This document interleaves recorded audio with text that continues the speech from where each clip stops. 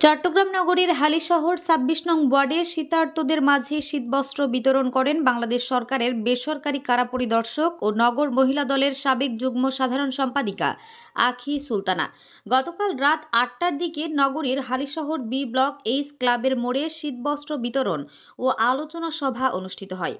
অনুষ্ঠানে প্রধান অতিথি হিসেবে উপস্থিত ছিলেন নগর বিএনপির সদস্য আবুল কালাম আজাদ সেলিম, প্রধান বক্তা হালিশহর থানা বিএনপি নেতা সরোয়ার উদ্দিন শামীম, বিশেষ অতিথি সাবেক নারী কাউন্সিলর জেসমিনা খানম, নগর জাসাসের সদস্য সচিব মামুনুর রশিদ শিপন, নগর মহিলা দলের সাবেক প্রচার সম্পাদিকা দেওয়ান মাহমুদা আক্তার লিটা, নগর মহিলা দলের সহ যুগ্ম সাধারণ সম্পাদিকা মিনারা বেগম, অ্যাডভোকেট বিলকিসারা মিতু, অ্যাডভোকেট আবিদা সুলতানা, শারমিন আক্তার বিন্দু, সাবিনা আক্তার, রিনা বেগম, মমতাজ বেগম, মেহেরিন আক্তার, শাহিদা সহ আরও অনেকেই।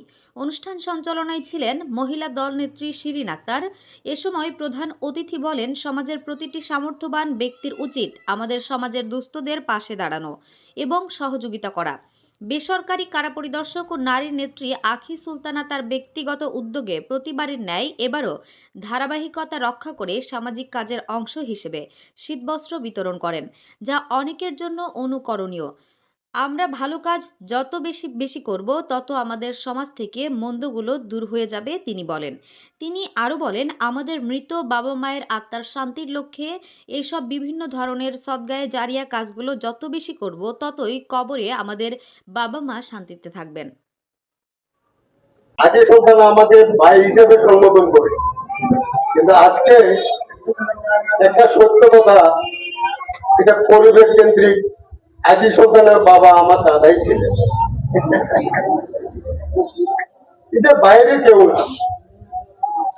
আমরা সেই ৮০ দশক থেকে এই এলাকায় একসাথে, আমার বয়স খুবই নগণ্য ছিল, খুবই কম ছিল, কিন্তু উনি আবার সরকারি একটা পিডিবির একটা কর্মকর্তা ছিলেন, মাওলানা মানসুরুল হক সাহেব।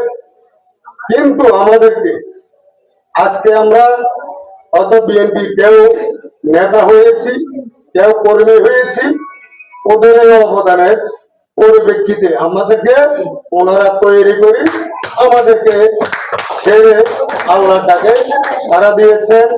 পাশাপাশি ওনার সহধর্মিনী আকি সুলতানার মা, উনিও সহযোগী ছিল। কোনো না কোনো পরিবারের কোনো পুরুষ যদি রাজনীতি করে, সেই পরিবারের গৃহিণী যদি সহযোগিতা না করে, ওই পুরুষ জীবনও রাজনীতি অঙ্গনে অংশগ্রহণ করা সম্ভব নয়। আমাকে প্রধান বক্তা সংক্ষিপ্ত পরিসরে রাখা হচ্ছে, তাহলে আমার কথাটা একটু মানুষ মানুষের জন্য, জীবন জীবনের জন্য একটু সহানুভূতি মানুষ পেতে পারে না। এগুলো খুবই এই যে মানুষ মানুষের জন্য, আকিম সুলতানা মানুষ মানুষের জন্য একটু হলো আপনাদের মাঝে শীত কিন্তু কমে যাওয়ার পরও একটা মহৎ উদ্যোগ নেওয়া হয়েছে। তার জন্য আমি আমার ব্যক্তিগত পক্ষ থেকে ধন্যবাদ জানাই। আপনারা জানেন ১৭ বছর এই যে মহিলা নিরীহ অসহায় কাঙ্গাল দুঃখী মহিলারাও একত্রিত হতে পারে নাই, কারণ প্রেসিডেন্ট সরকারের জন্য ৫ জন একত্রিত হলে ওরা আমার রাজাকার, ওরা বিএমপি, ওরা অমুক মামলাতে জর্জরিত করেছে। তবে আল্লাহর গজব, ডাইনি মহিলা বাংলাদেশ থেকে চলে যাওয়ার পর ৫ আগস্টের পর হেলিকপ্টারে ওঠার পর বাংলাদেশ দ্বিতীয় স্বাধীন গ্রহণ করেছে আমার ছোট বোন। আজকে সবার সম্মানিত সভাপতি, অত্র এলাকার সন্তান, আমাদের এই সহযোদ্ধা, চট্টগ্রাম মহানগর মহিলা দলের সাবেক সহসভাপতি এবং চট্টগ্রাম কারা পরিদর্শক, আমার ছোট বোন, আমার সহযোদ্ধা, আমার সহকর্মী, আমাদের অত্র এলাকার সন্তান, আমার আপনাদের সাথে আছে আজকের অনুষ্ঠানের সভাপতি আকি সুলতানা। আমি আমার অন্তঃস্থল থেকে আকি সুলতানাকে ধন্যবাদ জানাচ্ছি তার এই একটা মহৎ উদ্যোগের জন্য, উদ্যোগ নেওয়ার জন্য। আমার সাথে তাদের অনেকদিন দেখা হয় না, এখানে অনেক লোক আছে, কারো হয়তো অসুখ বিসুখ হয়, কারো ঘরের দুয়ারে যেতে পারি না আমি, যার কারণে ভাবলাম শীত একেবারে শেষ সময়ে চলে এসছে। তারপরেও বলবো আমার যেহেতু আপনাদের জন্য চেষ্টা ছিল, সুতরাং আল্লাহ রাব্বুল আলামিন আজকের দিনটাকেই কবুল করেছেন। আজকের দিনটাকে কবুল করার কারণে আমি আজকেই দিতে পেরেছি, না হয় আমি হয়তোবা এই শীতের মধ্যে দিতে পারতাম না। যে ঝামেলা সকাল থেকে সন্ধ্যা পর্যন্ত যে ঝামেলার মধ্যে থাকি, আর আমার বক্তব্য দীর্ঘায়িত করবো না, কারণ এমনিতে দেরি হয়ে গেছে, আমাদের আরো কাজ আছে, আর বোনেরা অনেকক্ষণ পর্যন্ত অপেক্ষা করে আছে। এখানে পর্যাপ্ত পরিমাণ কম্বল আছে, কোনো হুড়াহুড়ি টানাটানি ছিঁড়াছিঁড়ি দরকার নাই।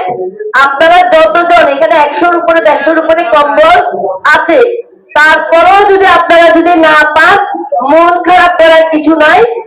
অবশ্যই ধন্যবাদ ও কৃতজ্ঞতা জানাচ্ছি জাসাদ চট্টগ্রাম মহানগরের পক্ষ থেকে। সমাজের দানশীল ব্যক্তিরা যদি এভাবে এগিয়ে আসে, কেউ শীতার্ত মানুষ আর কষ্ট পাবে না। সবাইকে আহ্বান জানাবো, মিলেমিশে এলাকার মানুষজন, আমরা আপনজন যারা আছি আশেপাশে সবাই মিলেমিশে যেন বসবাস করতে পারি, সুখ দুঃখে যেন সাথে হতে পারি। সামনে একটি নির্বাচন, আশা করি আপনারা বুঝতে পারছেন বিধিনিষেধ আছে, অনেক কিছু বলা যায় না, তারপরেও আপনারা ছবি দেখতে পাচ্ছেন, বিবেচনা করে সকালবেলা যে ভোটটি প্রদান করে আসবেন। আমার জন্য দোয়া করবেন। উনি যে উদ্দেশ্যে যে আশায় এটা আপনাদেরকে দিচ্ছে সেটা যেন আল্লাহ কবুল করে। আমি আমার সময়টা দ্বিতীয় মানুষকে যিনি কথা বলেন তাকে দিয়ে যাচ্ছি।